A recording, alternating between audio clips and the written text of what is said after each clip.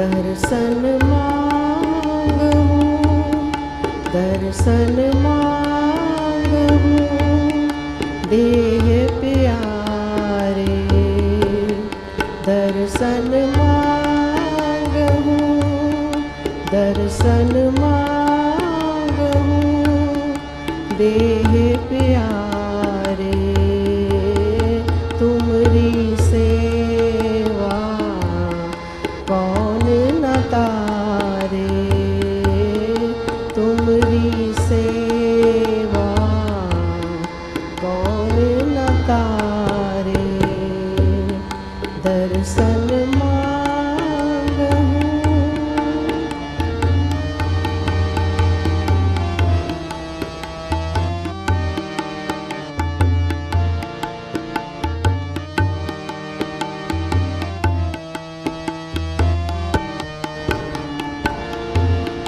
जिस नीचे को कोई न जाने, जिस नीचे को कोई न जाने, कोई न जाने, कोई न जाने। जिस नीचे को कोई न जाने, नाम जपत ओहो, नाम जपत ओहो, चौखट माने।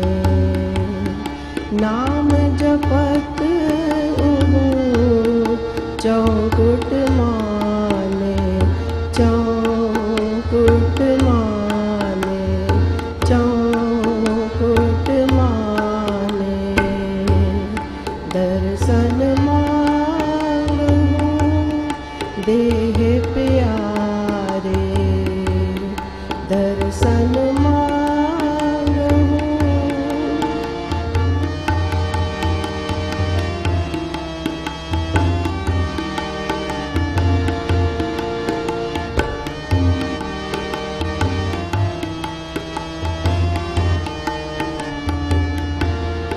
जाके निकट ना आवे कोई, जाके निकट ना आवे कोई, ना आवे कोई, ना आवे कोई। जाके निकट ना आवे कोई, सगल श्रेष्ठ आके, सगल श्रेष्ठ आके चरण मल धोई। सगल श्रेष्ठ आके चरण मल धोई, चरण मल धोई, चरण मल धोई। दर्शन मांगू, देह प्यारे। दर्शन मांगू,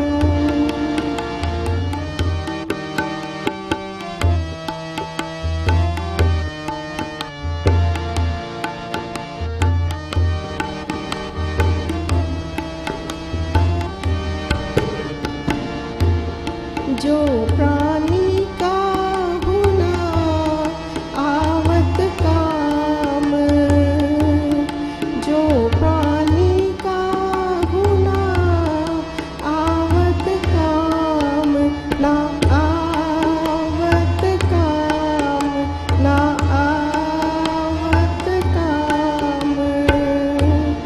जो प्राणी का होना आवत काम, संत प्रसादता को, संत प्रसादता को जपिए नाम। संत प्रसादता को जपिए नाम, जपिए नाम, जप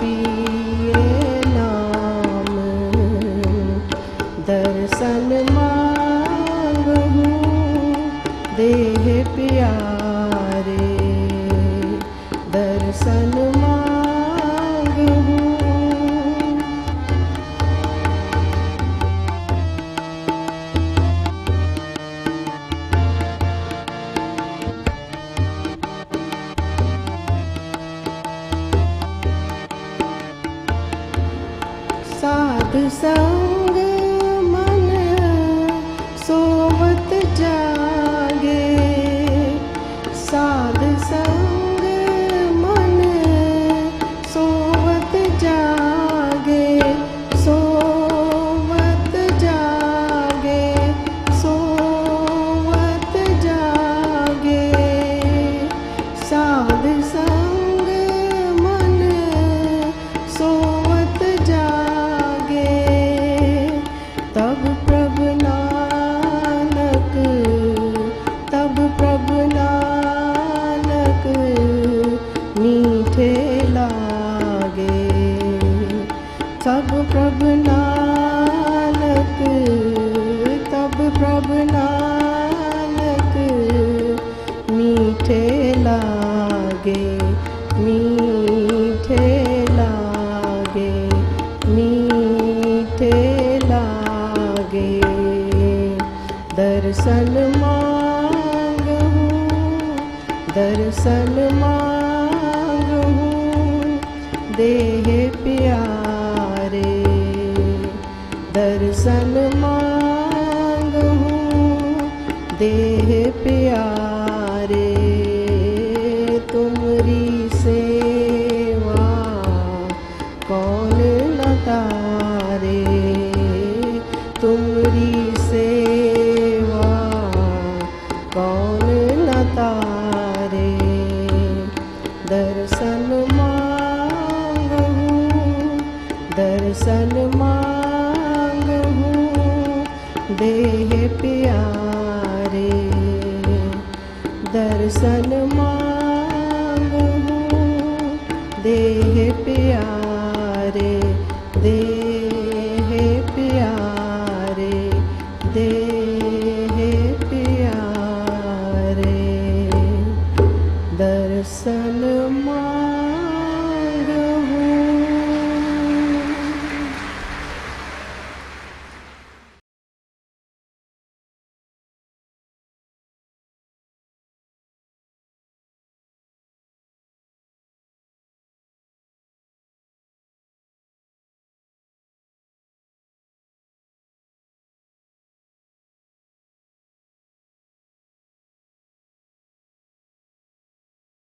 प्यारे बुजुर्गों, माताओं, भाई और बहनों, आज यहाँ रोहतक में आप सबके बीच में आकर बड़ी खुशी हो रही है।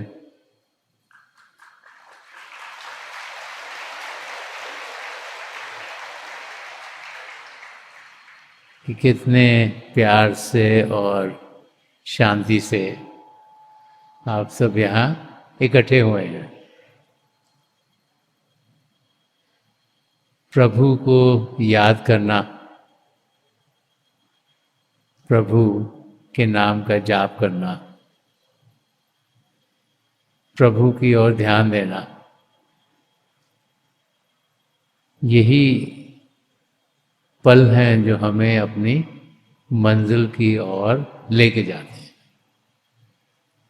अभी हम सब गुरु अर्जुन देव जी महाराज का लिखा हुआ एक शब्द सुन रहे थे।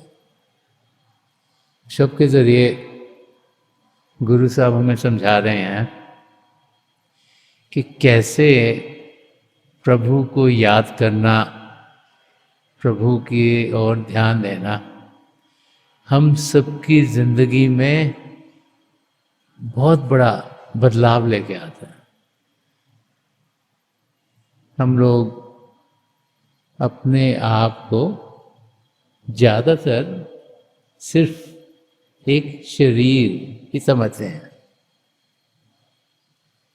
इस शरीर में प्रभु ने इंद्रियां दी हैं जिनके ज़रिए हम औरों के साथ जो इस धरती पर जी रहे हैं हम इंटरैक्ट करते हैं। आंखों से इंसान देखता है, वो सब जो जड़ता का बना हुआ है वही दिखता है, जो जड़ता का बना, उसके आगे कुछ दिखता नहीं। कानों से हम सब सुनते हैं वो आवाज़ें जो एक स्पेक्ट्रम के बीच में हैं, जो फ्रीक्वेंसीज हैं, सर्टन फ्रीक्वेंसीज है, वही हमें सुनाई देती हैं। उनके ऊपर की और नीचे की हमें फ्रीक्वेंसी सुनाई नहीं देती। ऐसे ही जो इंसान का स्वाद है, जो जीभ के जरिए हमारे अंदर है, वो भी हम मीठा, नमकीन, खट्टा, 3-4 ही हैं जो कि हम समझ पाते हैं। उससे आगे और कुछ हमारी समझ में नहीं आता कि कड़वा है कुछ।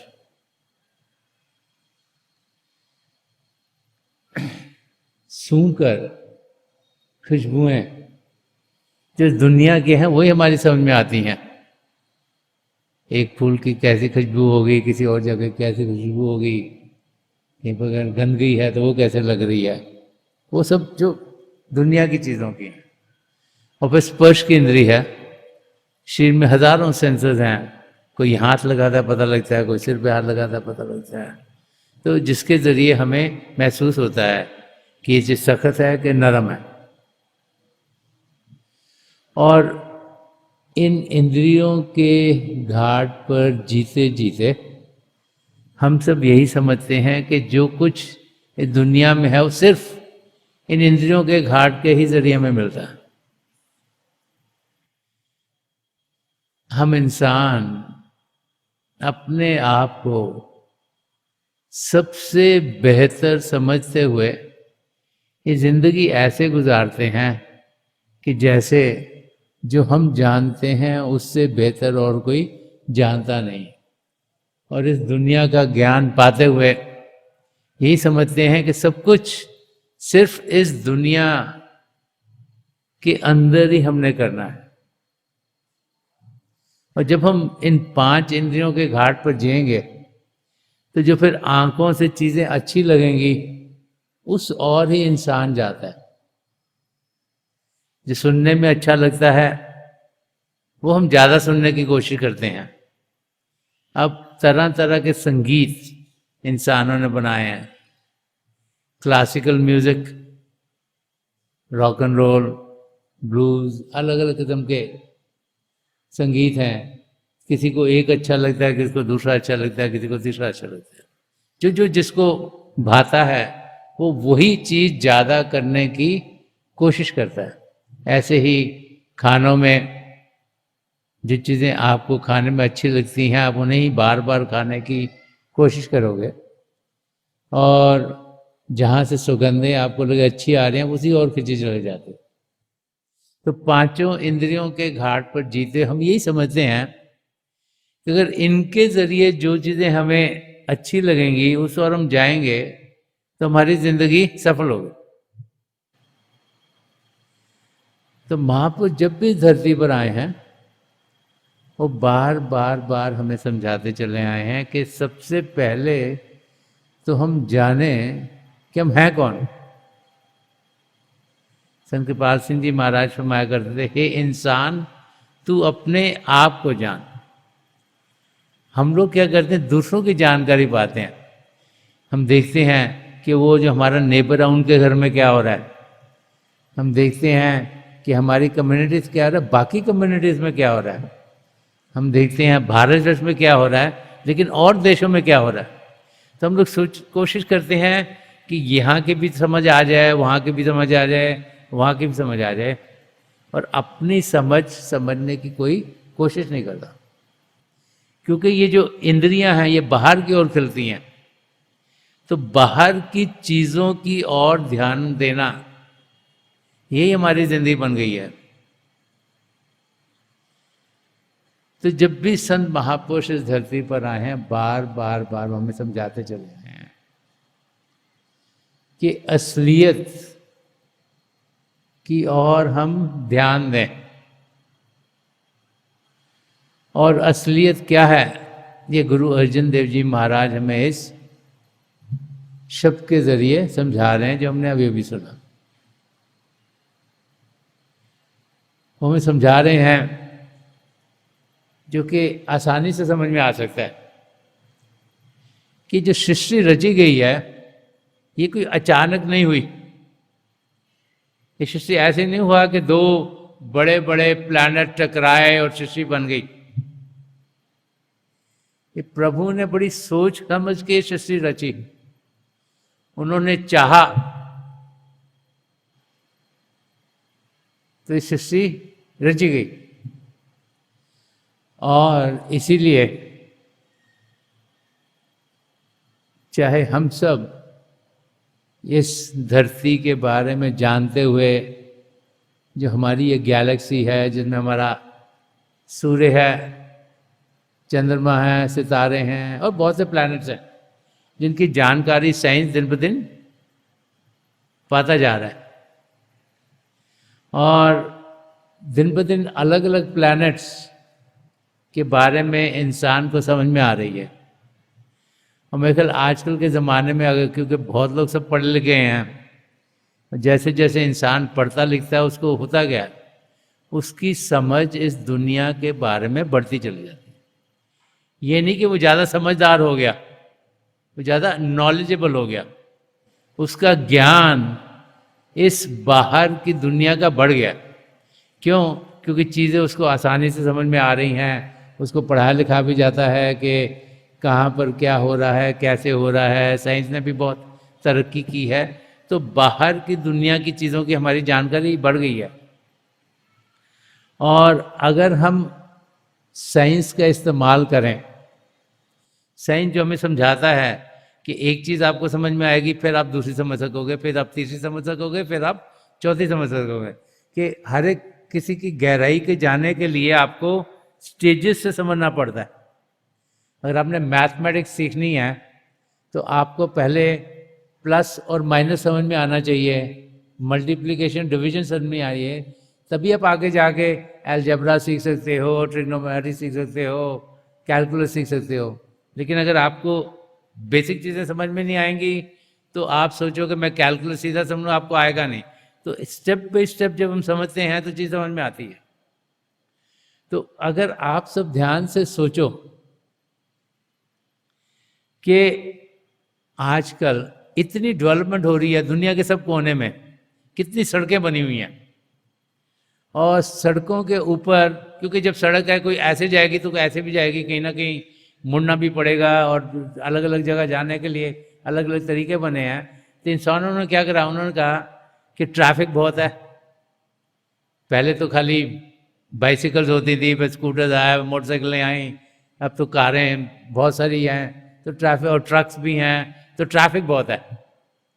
और अगर एक सड़क यूं जा रही है और एक सड़क यूं जा रही है तो ये भी तेज जा रही है, ये भी तेज जा रही है, तो जहाँ पे बीच में अगर कुछ तरीका नहीं होगा तो एक्सीडेंट हो जाएगा। तो इंसान ने सोचा कि यहाँ पे हम सिग्नल लगाएं और सबके लिए आसान करें कि जब लाइट हरी है तो आप जाओ, अगर आपको हरी लाइट है तो दूसरे को हरी नहीं होगी, टक्कर नहीं होगी। अगर लाल लाइट है तो आप रुको, तो मतलब आपको लाल लाइट है, किसी और को हरी लाइट है जाने के लिए, और पीली है तो ध्यान से जाओ। बहुत आसान तरीका बनाया हुआ है। ये होते हुए हर एक बड़े शहर में हर साल 500 से ज़्यादा एक्सीडेंट होते हैं। और अगर दुनिया में सोचो कि कितने एक्सीडेंट हुए हैं तो लाखों के अंदर होंगे। हर एक शहर में 500, 600, 1000, 1200, 1500 एक्सीडेंट जरूर होते हैं। हालांकि आसान है बड़ा तरीका, ये भी पता है जी लाल लाइट है तो रुकना है, हरी लाइट है तो चलना है। उसके बावजूद हम लोग जो इतने पढ़े लिखे हैं, इतने समझदार हैं, हम से एक्सीडेंट हो जाते हैं। क्या आप सिर्फ इसी गैलेक्सी के बारे में सोचो, कितने प्लैनेट्स हैं यहाँ पर। एक प्लैनेट यूं घूम रहा है, एक प्लैनेट यूं घूम रहा है, एक प्लैनेट यूं घूम रहा है, एक यूं घूम रहा है, एक यूं घूम रहा है, एक यूं घूम रहा है। करोड़ों सालों से घूम रहे हैं, उनके एक्सीडेंट नहीं होते। क्यों? उनको सब ने प्रभु ने चलाया। अगर इतनी भी इंसान को समझ आ जाए तो उन्हें समझे कुछ ताकत है जो सृष्टि को चलाती है।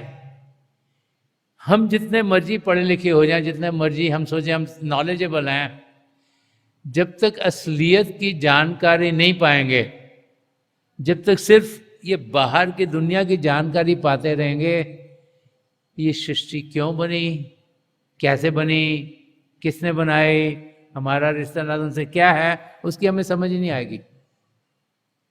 हम सोचें कि सब कुछ यही है जो हमें दिख रहा है, तो फिर हम भ्रम की जिंदगी जीते हुए फिर से 84 लाख जिया जून में भड़क पाएंगे। तो महाप्रभु समझाते हैं कि प्रभु ने जब सृष्टि रची तो अपने आप को अपने से अलग किया, परमात्मा का अंश आत्मा, और उन आत्माओं को जो सृष्टि रचेगी उनमें बसने के लिए भेज दिया। हम जो प्रभु के ही हिस्से हैं, हम अपने आप को इसलिए भूल गए हैं, पिता परमेश्वर को इसलिए भूल गए हैं कि हम जब सचखंड, जो सच्चाई का खंड है, जो चेतनता का खंड है, जो सबसे पहला मंडल बना जहाँ कुछ माया की मिलावट नहीं, हम वहाँ के वासी हैं। लेकिन जैसे जैसे नीचे उतरे, उन मंडलों में से गुजरे जहाँ पर माया बढ़ती गई और बढ़ती गई और बढ़ती गई, तो वहाँ जीने के लिए हमारे को आत्मा के ऊपर कुछ पहनने के लिए, कवर करने के लिए शरीर दिए गए। सचखंड के बाद पार ब्रह्म, उसके बाद ब्रह्मांड, उसके बाद अंड, उसके बाद पिंड का देह। तो इस समय हमारे पर ये 4 मोटे मोटे शरीर चढ़े हुए हैं, और ये जो बड़ी बड़ी लाइट्स हैं, अगर इनके ऊपर 4 मोटे कंबल डालोगे कोई रोशनी दिखाई नहीं देगी। हम प्रभु की जोत से भरपूर हैं, प्रभु के शब्द से भरपूर हैं, लेकिन ना तो हमें ज्योति दिखती है, ना वो उनका ये ध्वनि से दिखती है, क्योंकि हमारे पर ये पर्दे पड़े हुए हैं। तो महापुरुष जब भी आते हैं वो हमें समझाते हैं कि हमें यात्रा इस बाहर की दुनिया की नहीं करनी, हमें यात्रा अंदर की दुनिया की करनी है।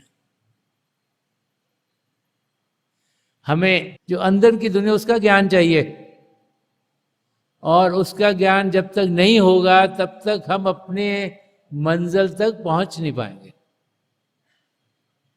सारी सृष्टि में सब महापुरुष हमें समझा गए हैं कि जो मानव चोला है ये सबसे उत्तम चोला है। 84 लाख जिया जून में सबसे उत्तम चोला इस मानव चोलों को कहा गया। क्यों? क्योंकि प्रभु ने इस चोले में हमें वो ताकत दी है जिसे विवेक कहा जाता है।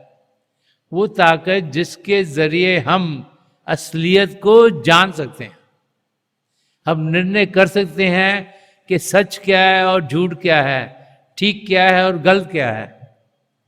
वो ताकत हम सब में होते हुए अगर हम उसका इस्तेमाल ना करें तो बेवकूफ़ी किसकी है? सबसे बड़ी बेवकूफ़ तो हम हैं। प्रभु ने सारी ताकतें दे दी, हमें समझा दिया कि हम कैसे सच्चाई की जानकारी पा सकते हैं, लेकिन हम हैं कि हम बाहर की चीज़ों में लगे रहते हैं। तो हजूर बाबा सावन सिंह जी महाराज फरमाया करते थे कि अगर आपको तकलीफ है, आप बीमार हैं, आप डॉक्टर के पास गए, उन्होंने आपको दवाई दी और आपने घर में आके अपनी अलमारी में रख दी, खाई नहीं, तो आप ठीक कैसे हो गए? तो प्रभु ने बड़ी दया में हम सब पर करी कि हमारी आत्मा जो 84 लाख जुआ जो उनमें भटक रही थी, पिता परमेश्वर हमसे खुश हो गए। किस कारण खुश है तो हमारी समझ में नहीं है, वो हो गए खुश। उन्होंने हमें ये मानव चोला दिया, अच्छा बेटा तुम्हें मौका मिला है, तुम असलियत को जानो, 84 लाख जियाजन से छुटकारा हो। हम सबके अंदर यहाँ ये दिव्य चक्षु है, इसे दिव्य चक्षु कहें, शिव नेत्र कहें, 10वां द्वार कहें, अलग अलग भाषाओं में अलग अलग नाम इसे दिए गए हैं। वो द्वार जो बाहर की ओर नहीं अंदर की ओर खुलता है। अब अंदर की ओर जाएंगे तो होगा क्या? इस शब्द के जरिए गुरु अर्जन देव जी महाराज हमें बता रहे हैं कि कैसे एक बहुत बड़ा बदलाव इंसान की जिंदगी में आता है जब वो प्रभु को पाने के रास्ते में कदम बढ़ाता है। तो एक प्रार्थना शुरू में कर रहे हैं पिता परमेश्वर से कि दर्शन मांगू दे प्यारे। कि हे पिता परमेश्वर, हे प्यारे, आपसे तो प्यारा कोई है ही नहीं, आप ही मेरे सब कुछ हो, आप ही का मैं हिस्सा हूं, आपसे कोई प्यारा है नहीं, आप मुझे अपने दर्शन दीजिएगा, मुझे आप अपने साथ मिलाइएगा। मैं दुनिया से मिलने नहीं चाहता, मैं आपसे मिलना चाहता हूं। जब ऐसे भाव इंसान के अंदर आते हैं, जब वो पिता परमेश्वर प्रार्थना करता है कि मुझे आपके दर्शन चाहिए, मैं आपको जानना चाहता हूं, पहचानना चाहता हूं, आपको मिलना चाहता हूं, तो तब हमारे कदम अपनी मंजिल की ओर बढ़ने शुरू होते हैं। तो प्रार्थना कर रहे हैं कि दर्शन मांगो दे प्यारे, तुमरी सेवा कौन न तारे। ये सही समझ इंसान को जब आती है कि जब हम प्रभु की ओर ध्यान देते हैं, उनकी सेवा करने का क्या मतलब है, क्योंकि पिता परमेश्वर को तो हम इन आंखों से देख नहीं सकते, कानों से सुन नहीं सकते, कोई उनका शारीरिक रूप तो है नहीं, किसी चीज में वो दायरे में बंद तो है नहीं, वो तो निरंकार हैं, वो तो सीमित है ही नहीं। तो उनकी सेवा के तुमरी सेवा कौन न तारे। तो यहाँ जो उनकी सेवा करने हैं, वहाँ गुरु अर्जन देव जी महाराज ने समझा रहे हैं कि जो प्रभु को पाने का रास्ता है, जो संत महापुरुषों ने हजारों सालों से हम सबको समझाते चले आए हैं कि हम अपने आप को जाने, ये जाने कि हम शरीर नहीं, हम एक आत्मा है। वो आत्मा जो प्रभु का अंश है, वो आत्मा जो जब तक इस शरीर में रहेगी, ये शरीर जीवित रहेगा, कि इस शरीर में जीते हुए हम वो करें जो हमारी आत्मा को उभार दे, जो आत्मा के लिए बेहतर हो, ताकि आत्मा इसी जिंदगी में परमात्मा के साथ एक में हो सके और 84 लाख जिया जून से छुटकारा पाए। तो यहां जो है तुमरी सेवा,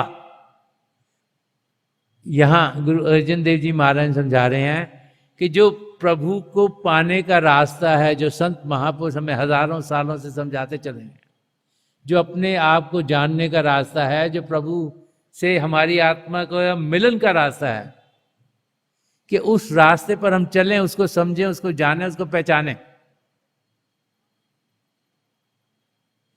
प्रभु को की सेवा इंसान कैसे करे? सबसे पहले तो हम पिता परमेश्वर को याद करें। उनको याद कैसे करें? अपना ध्यान प्रभु की ओर करें, ये जाने कि हर पल हर क्षण पिता परमेश्वर हमारे अंग संग है। हम लोग क्या करते हैं कि जब तो हमें लगता है चीजें ठीक हो रही है, हम तो प्रभु को भूल जाते हैं। जैसे ही मुश्किल आती है, तो हमसे हल नहीं होती, तब हम प्रभु को याद करते हैं। तो प्रभु को याद करना मतलब प्रभु का शुक्राना करना। ये शुक्राना कि 84 लाख जिया जून से आपने हमें छुटकारा दिलवाने के लिए हमें मौका दिया है, नहीं तो हमारी आत्मा किसी भी योनि में भटक सकती थी। ये शुक्राना कि इस शरीर में आने के बाद कुछ ऐसा हमारा माहौल बना कि हम किसी पूर्ण महापुरुष के चरण कमलों में पहुंच सके। ये शुक्राना कि किसी पूर्ण महापुरुष की हम पर दया मेहर हुई, हमें नाम की देन मिली। और ये शुक्राना कि नाम की देन मिलने के बाद हमने समय निकाल के अभ्यास करा। ये शुक्राना कि हमने जाना कि हम सब अलग अलग नहीं, हम सब एक ही हैं। ये शुक्राना कि हे प्रभु, आपने जो हमें देने दी हैं कि हम निष्काम सेवा भाव से जिंदगी जी सकें। ये शुक्राना कि इस माया की दुनिया में जीते हुए हम उसकी दलदल में फंस नहीं रहे, कोई सहारा देने के लिए और है। तो अगर हम देखें कि कितने शुक्राने प्रभु के हमारे ऊपर हैं, तो उनकी गिनती करना मुश्किल है। हर पल हर क्षण पिता परमेश्वर हमारे सबके साथ हैं, और जो बेहतर से बेहतर हमारी जिंदगी में हो रहा है, वही हमारी जिंदगी में चल रहा है, लेकिन हमें समझ में नहीं आता। हम सोचते हैं ओ हो मैंने तो बहुत पढ़ाई की, मैं फर्स्ट क्यों नहीं आया? मुझे तो 90% से ज्यादा मार्क्स मिले हैं, मेरी एडमिशन अच्छे कॉलेज में क्यों नहीं हो रही? ये भूल जाते हैं कि जो हमारे लिए बेहतर है वो ही हमारी जिंदगी में डलता है। और पिता परमेश्वर चाहते हैं कि हम इस मौके का पूरा पूरा फायदा उठाएं जो पिता परमेश्वर हमें दिया है। और यहाँ गुरु अर्जन देव जी महाराज हम समझा रहे हैं कि जिनका ध्यान प्रभु की ओर होगा, जो प्रभु को याद करता है, प्रभु की सेवा करता है, प्रभु का शुक्राना करता है, वो ये जो भव सागर है इसमें से पार हो जाएगा। कि तेरी सेवा कौन न तारे। कोई ऐसा नहीं जो प्रभु को याद करेगा, प्रभु को ध्यान करेगा, जो पूरे तरीके से प्रभु को जानने की कोशिश कर रहा है, कि वो इस भव सागर से पार ना हो। और आगे फरमा रहे हैं कि जब हम अपने आप को जानने की कोशिश करते हैं, जब हम अंदर की दुनिया में बढ़ते हैं, तो क्या क्या बदलाव हमारी जिंदगी में आने शुरू हो जाते हैं। एग्जाम्पल दे रहे हैं कुछ ना कुछ। फरमा रहे हैं कि जिस नीच को कोई ना जाने। अब बहुत सी बार अगर जिंदगी देखें तो कई लोग होते हैं दुनिया में जिन्हें बहुत से लोग जानते हैं, या उन्होंने बहुत अच्छा काम किया, कोई जैसे स्पोर्ट्स में बहुत अच्छा खेल रहा है, कोई फिलोसफर है, कोई इंजीनियर है, कोई किसी ने बहुत अच्छे अपनी फील्ड में कुछ काम करा, तो उनको लोग जानते हैं ज़्यादा, रही। और कई होते हैं कि जिन्हें कोई भी नहीं जानता, लगता है कि ये तो जो कर रहे हैं ये तो इसका इतना ज़रूरी नहीं है, क्योंकि हम दुनिया के नज़रिए से चीज़ें देखते हैं। हम सोचते हैं शायद ये चीज़ ऊंची है, ये चीज़ नीचे है। मगर संत महापुरुष क्या हमें समझाते हैं कि हम सब एक ही हैं। हमारे कर्मों करके हो सकता है कोई ज़्यादा पढ़ा लिखा हो गया हो, कोई ज़्यादा अमीर हो गया हो, कोई ज़्यादा उस ओहदे पे पहुंच गया जहाँ सब उनकी ओर देखते हैं, कोई रिस्पॉन्सिबल स्टेट पे पहुंच गया हो, और कोई ऐसे हो जिनको उस किस्म के कार्य करने पड़ते जो दुनिया में लगता है कि इन कार्यों से कोई फर्क नहीं पड़ता। तो समझा रहे हैं कि जिस नीच को कोई ना जाने, कि वो इंसान जिसको ज़्यादा लोग सोचते हैं कि ये तो इसको जान के करना क्या, नाम जपत ऊ चौकुट माने। वो कह रहे हैं जब वो नाम का जाप करता है, जब वो पिता परमेश्वर को याद करता है। नाम का जाप का क्या मतलब है? नाम क्या है?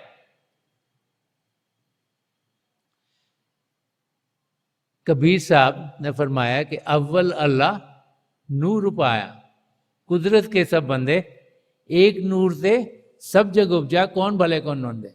वो फरमाते हैं कि सबसे पहले पिता परमेश्वर से, उनसे नूर उत्पन्न हो। उसे नूर कहें, शब्द कहें, नाम कहें, कलमा कहें, होली वर्ड कहें, या अलग अलग भाषाओं में अलग अलग नाम है, जो प्रभु की जो क्रिएटिव पावर है जिससे कि सारी सृष्टि रची गई।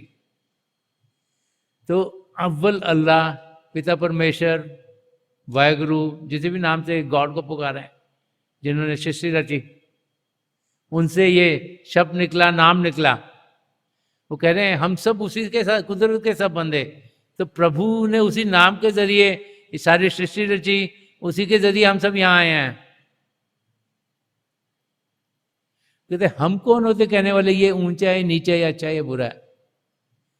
इस करके यहां समझा रहे हैं जिसे चाहे हम बाहरी रूप से नीचा भी बोल देते हैं, कि जब वो उस नाम के साथ जुड़ता है, वो जो नाम है उसके दो हिस्से हैं, एक ज्योति और श्रुति, लाइट एंड साउंड।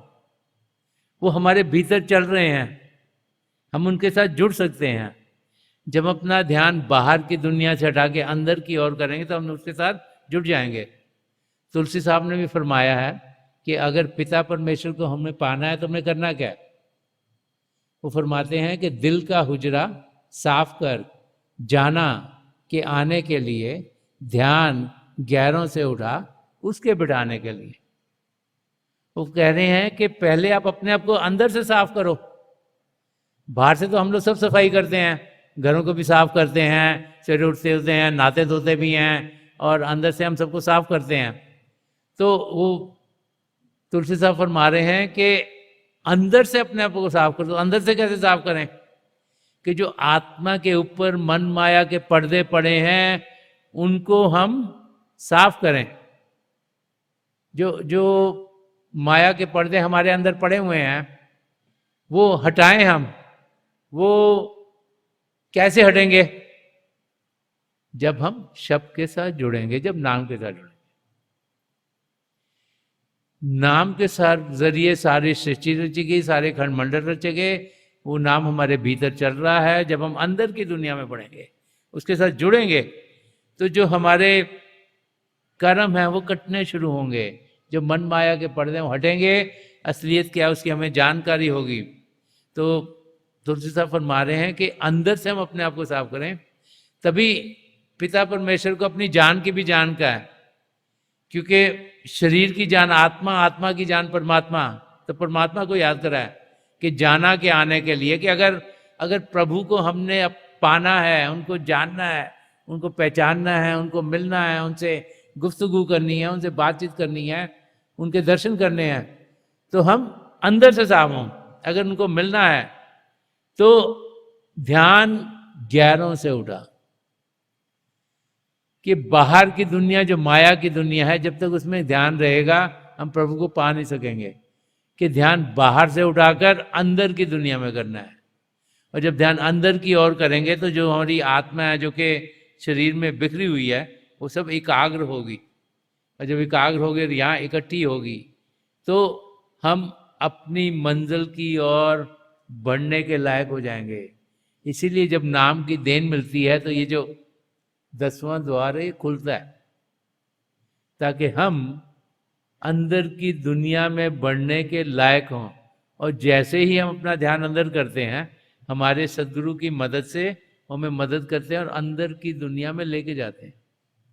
और अंदर की दुनिया की जो रसाई है, जो अंदर की दुनिया की यात्रा है, उसके बारे में संत दर्शन सिंह जी महाराज ने फरमाया है कि खाक से ताबा क्या कशा, हमने तो जब किया सफर, इश्क मिला कदम कदम, हुस्न मिला नजर नजर। वो फरमाते हैं कि जब मैं शरीर से ऊपर उड़ा, जब मेरी रूह यहां सिमटी और मैं अंदर की दुनिया में बढ़ा, तो हर एक कदम पर हमें प्रभु का प्रेम मिला। इसीलिए बार बार बार आप किसी भी धर्म ग्रंथ को पढ़िएगा, वो समझाता है कि जिन्होंने प्रेम किया उन्होंने पिता परमेश्वर को पाया। कि प्रभु के प्रेम का अनुभव हम अंदर की दुनिया में जाकर पाते हैं, और अंदर की दुनिया में जो नज़ारे हैं वो और भी खूबसूरत हैं, और भी खूबसूरत हैं, और भी खूबसूरत हैं। हम लोग इस दुनिया में जब जीते हैं तो बहुत से लोग सोचते हैं कि ये सनसेट्स और सनराइजेस ये बहुत खूबसूरत होते हैं, लेकिन जो अंदर के नज़ारे हैं वो हज़ारों टाइम इन चीज़ों से खूबसूरत हैं, और ये बाहर की हर एक चीज़ उन नज़ारों के सामने फीकी लगती है। तो संत दर्शन सिंह जी महाराज समझते कि अंदर की दुनिया प्रेम की दुनिया, अंदर की दुनिया खूबसूरत दुनिया है। उसमें वो फरमाते हैं कि आप उस दुनिया में जाओ तो सही, जब अंदर की दुनिया में कदम बढ़ाओगे तभी आपको मालूम होगा कि कितना प्रेम है, कितनी खुशी है, कितना आनंद है वहाँ। तो यहाँ गुरु अर्जन देव जी महाराज ने समझा रहे हैं कि वो आदमी जिसको कि सब लोग नीच समझते हैं, कोई समझते ही नहीं कि इससे बातचीत करने की भी जरूरत है, तो फरमा रहे हैं कि जिस नीच को कोई ना जाने, जिसको कोई जानता नहीं पहचानता नहीं, उसको मिलना भी नहीं चाहता कोई, नाम जपत ऊंचो कुट माने, कि जब वो शब्द के साथ जुड़ता है, नाम के साथ जुड़ता है, जब उसको अंदर से असलियत की जानकारी होती है, तो कहते चारों तरफ उसका गुणगान होने शुरू हो जाती है। सब उसको पूछना शुरू हो जाता है। ये एग्जाम्पल और आगे भी दे रहे हैं, एक और फरमा रहे कि जाके निकट ना आवे कोई, कि जाके निकट ना आवे कोई, सगल सृष्टि वो आके चरण मल दो। तो फरमा रहे हैं कि जिसके आत्मा कोई आना भी नहीं चाहता, जब वो प्रभु के साथ जुड़ता है, जब अंदर की दुनिया में बढ़ता है, जब उसकी जिंदगी में बदलाव आ जाता है, एकदम से वो सबसे बड़ा प्रेम से मिलना शुरू हो जाता है, प्रभु के शुक्राने अदा कर रहा होता है, उसका नज़रिया एकदम बदल गया होता है। जो भी उसे मिलता है वो उसकी खुशी जब देखता है तो खुद भी खुश हो जाता है, से लोग और ज़्यादा मिलना चाह रहे हैं। तो कह रहे हैं कि सारी सृष्टि उसके चरणों को मल मल के धो रही है, वही जिससे कोई मिलना नहीं चाहता था, कोई बातचीत नहीं कर। तो एग्जाम्पल बता रहे हैं कि एक ट्रांसफॉर्मेशन हमारे अंदर से होती है। ये बाहर से नहीं कि किसी ने कहा या किसी ने सुनाया कि तुम ये कर लो, ये कर लो, ये कर। जब हम अनुभव करते हैं, जब खुद इस यात्रा पर जाते हैं, जो अंदर की यात्रा है, जो सबके साथ जुड़ना है, और जब एक इंसान बदलता है और वो खुश होता है, शांत होता है, प्रेम से मिलता है, तो उसका असर क्या होता है? सबसे पहले तो उसकी फैमिली के ऊपर असर होता है। जिस भी घराने में वो जीता है, उसके माँ बाप हों, बाल बच्चे हों, पति हो, पत्नी हो, या भाई बहन हो, उन पे असर होता है। क्योंकि अगर फैमिली में एक इंसान है जो हर समय दुनिया की ओर लगा हुआ है, तो जो दुनिया की ओर लगाता है वो इंसान जल्दी खुश नहीं होता। वो कहता है ये भी खराब है, वो भी खराब है, या मैं बहुत अच्छा हूँ, सारे खराब हैं। ज़्यादा लोग तो यही सोचते हैं मैं बहुत समझदार हूँ, और पता नहीं लोग कितने समझदार हैं कि नहीं है। तो जब उसमें बदलाव आता है तो उसको समझ में आता है कि सब हम एक जैसे ही हैं। तो बड़े प्यार से, बड़े आराम से, बड़ी शांति से सबसे बातचीत करता है। और जब वो चेंज आता है तो फैमिली में बहुत गहरा असर पड़ता है। और जब फैमिली थोड़ी शांत होती है, खुश होती है, तो उससे क्या होता है? जहाँ जहाँ वो काम करते हैं, जिन जिन से मिलते हैं, जो उनके दोस्त, उन सब में असर पड़ता है। तो कम्युनिटी में फ़र्क होना शुरू होता है। जैसे कम्युनिटीज अच्छी होंगी तो आस्ते आस्ते आस्ते हमारी सिटीज़, हमारी कंट्रीज़, हमारा पूरा जो हिस्ट्री है, जो ये दुनिया है, उसमें असर होना शुरू हो जाएगा। तो हम में से हर एक में अगर बदलाव आता है तो उसका असर बहुत दूर तक जाता है। तो अगर कुछ इधर किसी ने बदलाव किया तो उनका दायरा यहाँ पे बढ़ेगा, किसी ने यहाँ बदलाव किया, उनका दायरा ऐसे असर करेगा, यहाँ बदलाव किया उसका असर यहाँ होगा, यहाँ बदलाव उसका असर यहाँ होगा।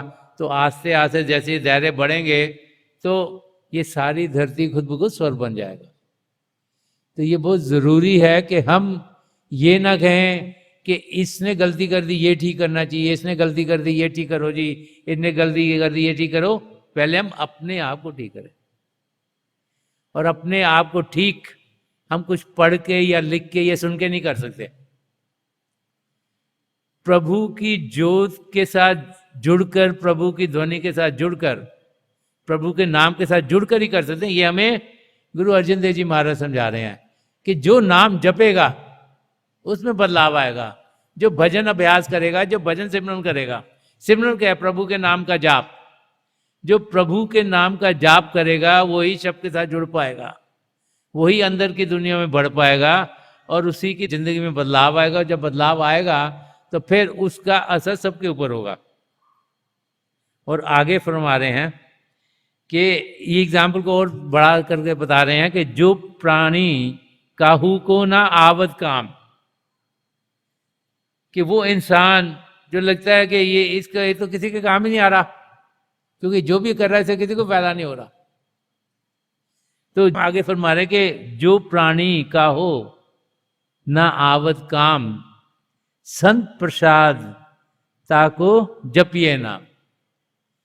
वो कह रहे हैं कि जब उसको किसी संत महापुरुष की दया मेहर होती है, जब वो उसे प्रसाद देते हैं, तो ये किस प्रसाद की बात कर रहे हैं? ये भारी प्रसाद की बात नहीं कर रहे जो हमें मिलता है।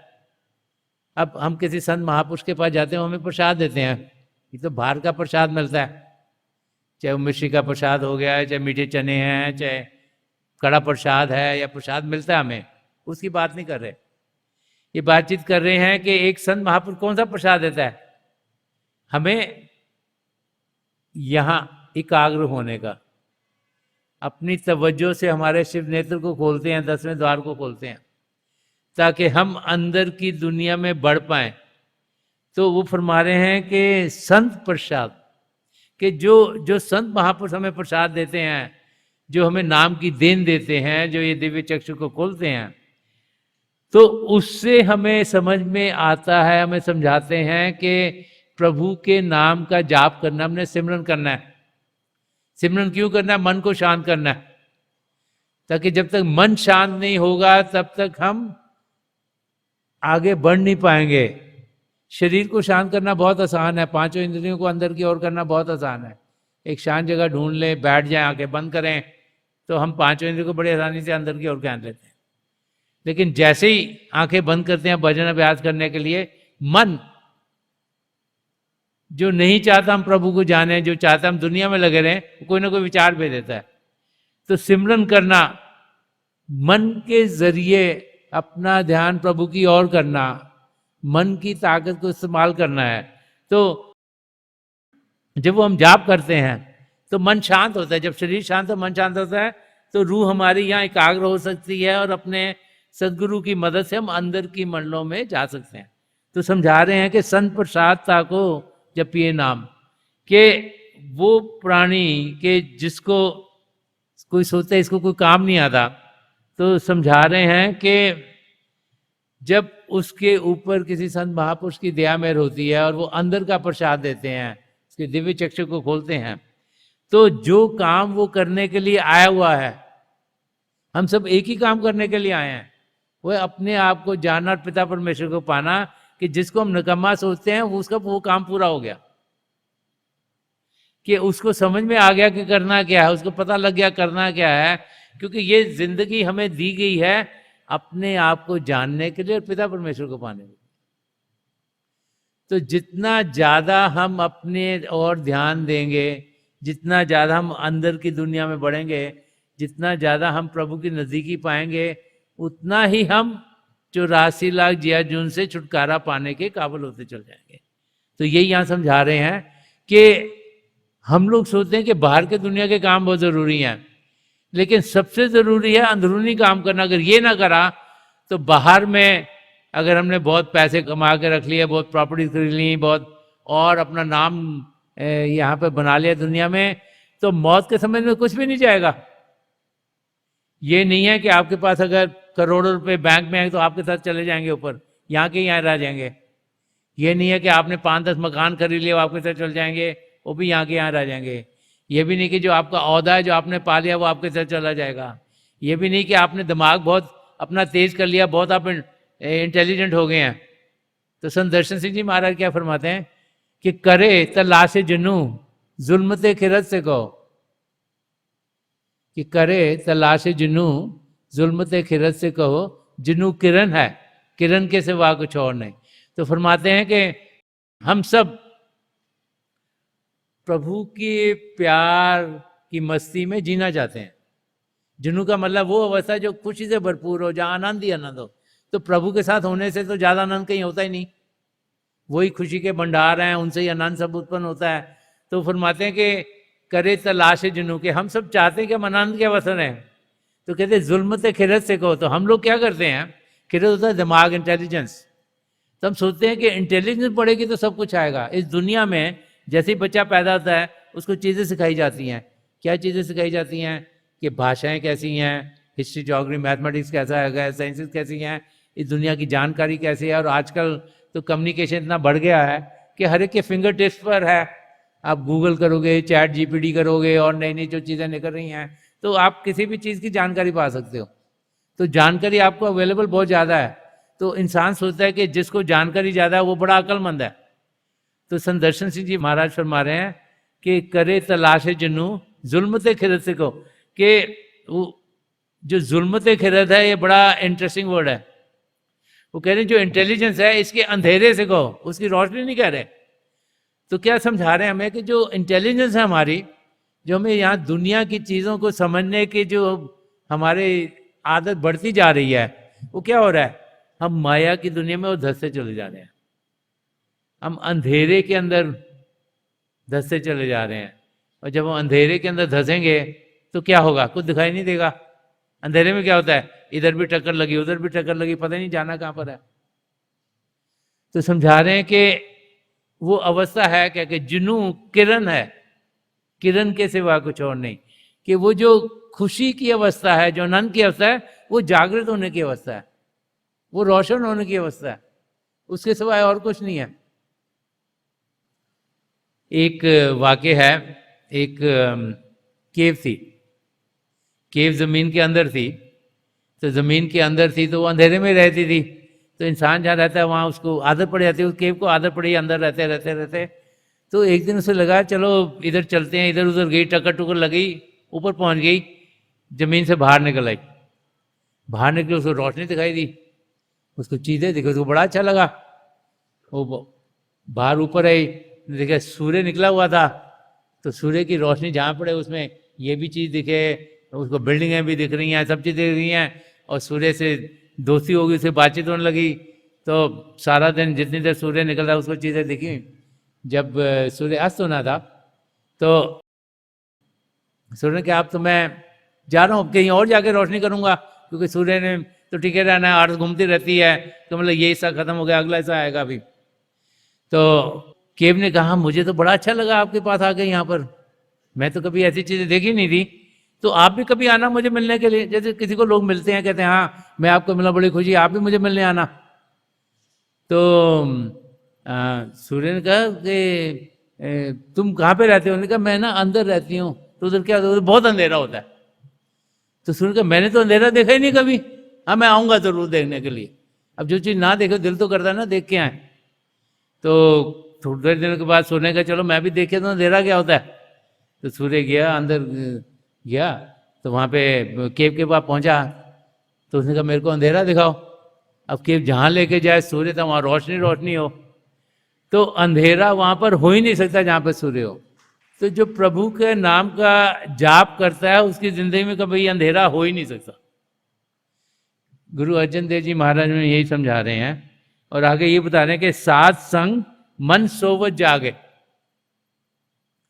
जो हमारा मन है जो सो रहा है, जब सो रहा होता है तो क्या होता है? हम एक स्वप्न की जिंदगी जी रहे हैं।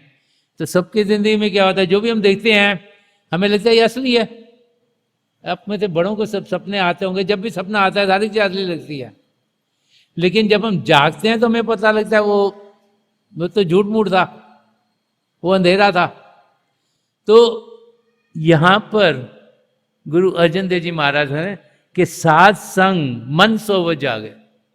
जो ना मन है जो सो रहा है, वो सोच रहा है कि ये जो बाहर की दुनिया ये असली दुनिया है, वो अंधेरे की जिंदगी में जी रहा है, उसको उससे ज्यादा कुछ पता ही नहीं है, और उसी अंधेरे में जीता जा रहा है, सो रहा है यही दुनिया है, ऐसे जीना है, हमको विचार भेजेगा, हमसे ये करवाएगा, हमारा ध्यान इधर डाले उधर डालेगा।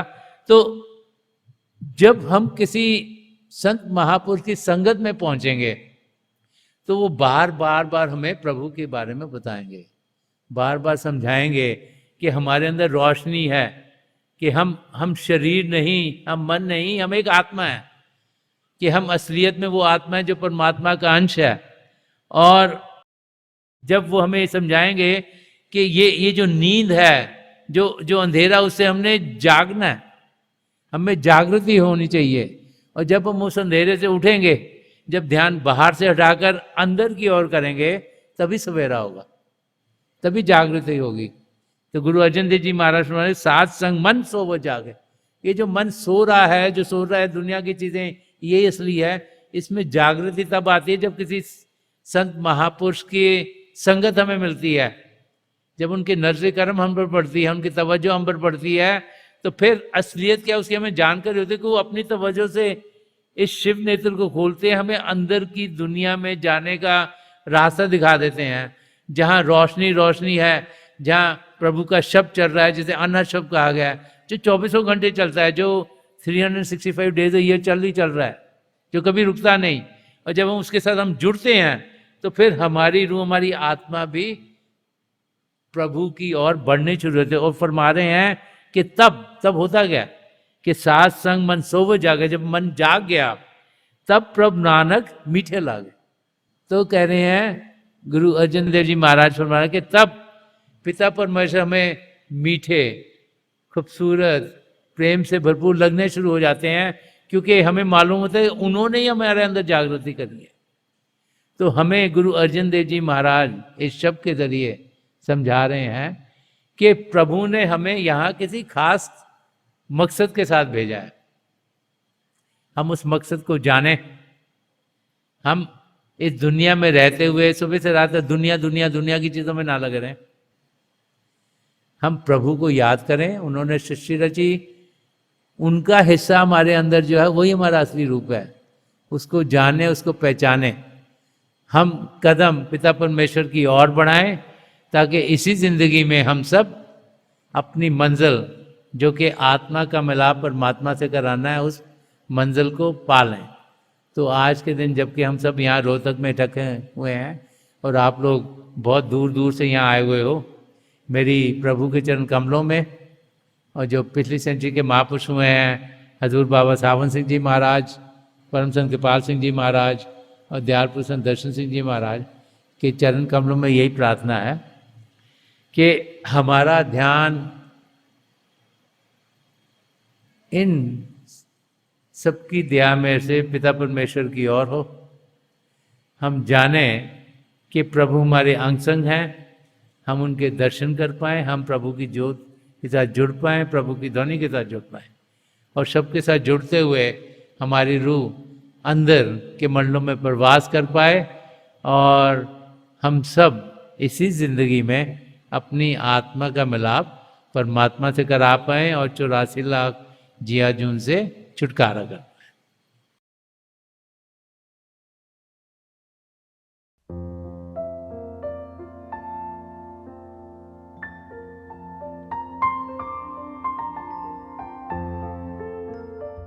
तो थोड़ी देर के लिए हम सब अभ्यास के लिए बैठ जाएं। आप जहाँ भी बैठे हैं आराम से बैठिएगा, अपनी आंखें बंद कर लीजिएगा।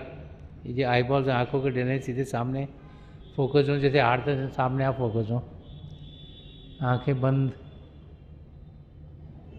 करते ही वो भाई बहन जिन्हें नाम की देन मिली आप सिमरन कीजिएगा, और जो भाई बहन यहाँ नए हैं आप पिता परमेश्वर के किसी भी जाति नाम का जाप कीजिएगा।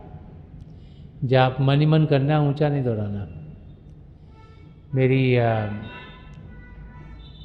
प्रभु के चरण कमलों में, और जो पिछली सेंचुरी के महापुरुष हुए हैं हजूर बाबा सावन सिंह जी महाराज, परम संत कृपाल सिंह जी महाराज और दयालपुर संत दर्शन सिंह जी महाराज के चरण कमलों में यही प्रार्थना है कि जो जो हम सबके लिए बेहतर हो ये महापुरुष हमें दें, हमें सबके साथ जोड़ें और हमारे भीतर प्रभु की ज्योत के हमें दर्शन करवाएं।